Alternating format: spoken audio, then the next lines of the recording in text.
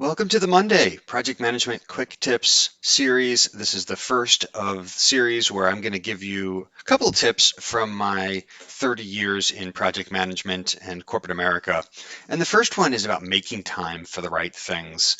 Look, project managers have a lot on our plates, and you could see it on the picture there, and a lot of responsibilities that require being proactive. We have to spend time looking ahead at the project plan to identify upcoming activities. I think there's a huge value in walking around the office. That's where I get the most amount of information and building rapport with teams. Obviously, in a virtual environment, this requires just pinging people and having chats.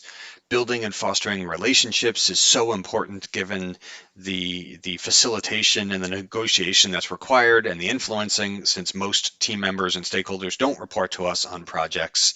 Communication, right? Pinbox says it's 80% of the time that we spend. Recognizing successes is important, and just being available for real-time conversations. And again, I understand that might be virtual. Looking ahead at meetings, preparing for them, making sure we have agendas, materials are created, looking at metrics for insights. Making sure that any kind of metrics that tell us process indicators or so on tell us the things we need to look at or maybe take action, and considering risks and mitigations.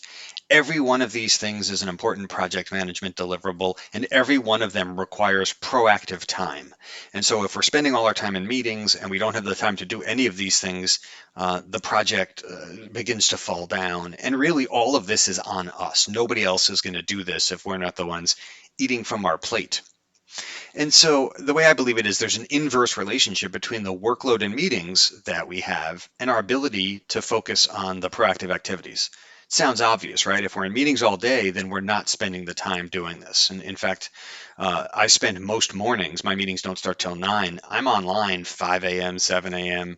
I like having the time before to look ahead and work on these things. So, the premise is the more time we can free up, the more we spend on those things being proactive. And if we lose that ability and we're only reacting to things, that is looking at the issues at hand, we're going to quickly fall behind and lose our ability to manage the project activities. I very much view a project like a marathon, and our job is to make sure that the team keeps running and we're ahead of them on the road, making sure there's no obstacles so that the team can keep moving. And so in order to do that, we have to prioritize the where we spend our time. And there's a couple of different tips to do that in our prioritize calendar meal there on the right. We can empower team members to pick up pieces of work. That frees us time to own other activities. It also improves morale because team members who feel empowered are way more vested in the project. Getting help, and I know this isn't always available with constraints of budgets and resources, but setting up a PMO and having sort of more junior resources focused on some of the operational aspects, collecting information, doing statuses, following up, that allows the PMs to focus on more impactful things. And we can get the information, but we don't have to spend the time collecting it.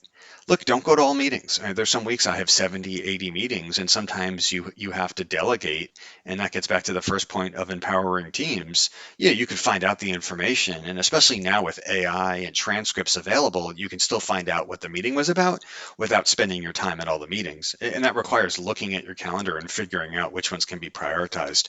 And then blocking off time. I do not like more than 2 or 3 contiguous meetings in a row, so I block off time to make sure that I have time to sort of react to what happened, processed, maybe get some food or follow up on actions. So that's tip number one, is make time for the right things. It requires a deliberate focus. Let me know your thoughts on this and other techniques that you use, and post it in the comments. Thanks for watching.